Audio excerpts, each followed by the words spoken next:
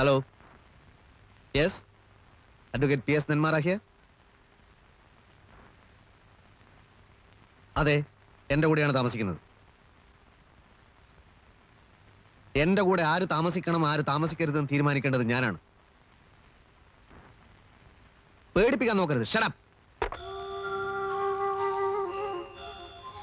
ആരാ വിളിച്ചത്? ഭീഷണിയാണല്ലേ? എനിക്കറിയാം. ഞാനിവിടെ താമസിക്കുന്നുണ്ട് വക്കീലിനാ ബുദ്ധിമുട്ട്. എന്ത് ബുദ്ധിമുട്ട്? അതൊക്കെ അങ്ങനെ കിടക്കും. ഞാൻ ആലോചിക്കായിരുന്നു. ഒന്നും ആലോചിക്കണ്ട. അതല്ല വക്കീലെ, ഏതായാലും ഇനി പരോള് തീരാൻ അധികം നാളില്ല. ഇനിയുള്ള ദിവസങ്ങൾ വല്ല ഹോട്ടലിലോ മറ്റോ. എന്തിന്? ഇപ്പൊ ഈ ഫോൺ വന്നതുകൊണ്ടാണോ? പേര് പറയാതെ ഫോൺ ചെയ്യുന്നവരും ഊമക്കത്തുകൾ അയക്കുന്നവരും ഒക്കെ ഭീരുക്കളാണ്. എന്നെ അവർ ഒരു ചുക്കും ചെയ്യില്ല. എടുത്തുചാട്ടത്തിനൊന്നും താൻ നിൽക്കണ്ട. കഴിയുന്നതും വേഗം വീട്ടിലേക്ക് തിരിച്ചു പോവുക. കുറച്ച് നാളത്തേക്ക് വീടിന് പുറത്തിറങ്ങാതിരിക്കുക. സമൂഹത്തിലെ അനീതികൾക്കെതിരെ ശക്തമായി പ്രതികരിക്കാൻ വായനക്കാർക്ക് ആവേശം കൊടുത്ത ആളാണ് ഈ പറയുന്നത്. അപകടം വിളിച്ചു വരുത്തിയിട്ടല്ല ധൈര്യം കാണിക്കേണ്ടത്. കാത്തിരിക്കണം. അവസരം വരുമ്പോഴേ പ്രതികരിക്കാവൂ. ഇതാണ് ഏറ്റവും നല്ല അവസരമെന്നാ എനിക്ക് തോന്നുന്നത്. മാനസയ്ക്ക് എന്ത് ചെയ്യാൻ പറ്റും?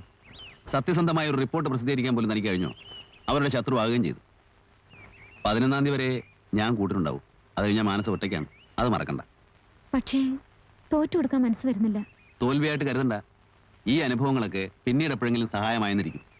ഇല്ല, രാഷ്ട്രീയത്തിലും ഗവൺമെന്റിലൊക്കെ അവർക്ക് മാത്രമല്ലല്ലോ ഇൻഫ്ലുവൻസ് ഉണ്ടാവുക. എന്റെ ഡാഡിക്ക് അറിയാവുന്ന കുറെ പേരുണ്ട്. ഞാൻ ആ വഴിക്കൊന്ന് ശ്രമിച്ചു നോക്കാം. എങ്ങനെ? അസംബ്ലിയിൽ ഒരു പ്രശ്നം ഉന്നയിപ്പിക്കുക, അതല്ലെങ്കിൽ ഗവർണറെ നേരിട്ട് കാണുക. വളരെ സില്ലിയായ ഒരു മാർഗമാണ്. പ്രത്യേകിച്ച് ഒരു ഗുണവും ഉണ്ടാകാൻ പോകുന്നില്ല. പിന്നെ മറ്റൊരു വഴിയുണ്ട്. കുറച്ച് സാഹസമാണ്. വ്യക്തമായ പ്ലാനിങ്ങും വേണം. പക്ഷേ മാനസയ്ക്ക് അത് പറ്റും ആസ് എ ജേർണലിസ്റ്റ്.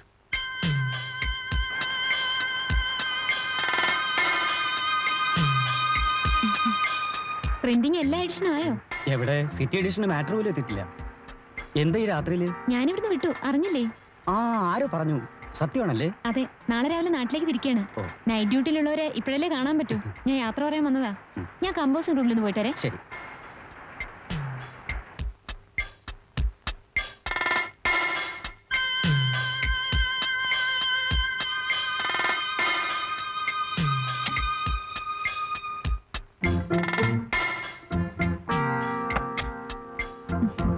ഹലോ.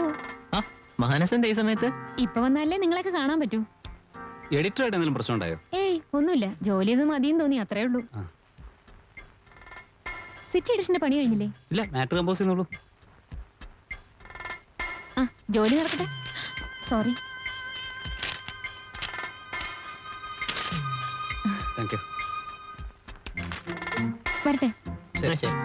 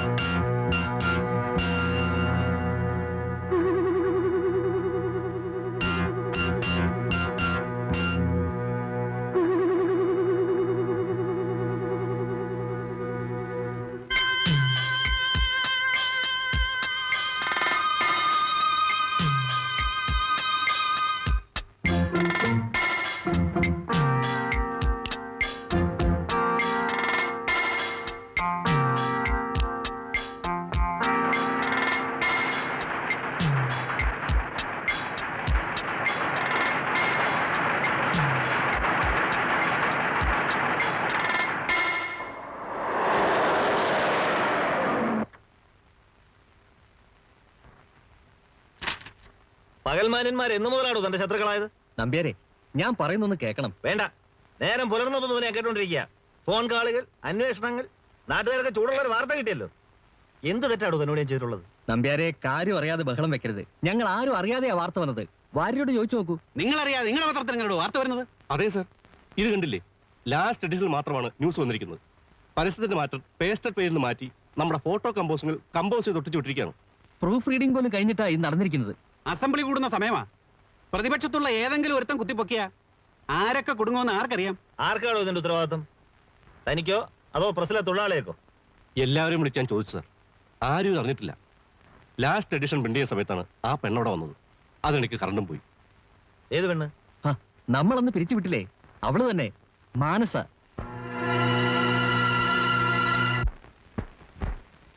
മാനസ എന്ന് വിളിപ്പിക്കണം. അവളിവിടെ ഇല്ല. ഇന്നലെ വൈകുന്നേരം നാട്ടിലേക്ക് പോയി. കള്ളം പറയരുത്. സത്യമാണ്. പെട്ടെന്ന് നാട്ടിലേക്ക് പോകേണ്ട ആവശ്യമുണ്ടെന്ന് പറഞ്ഞു.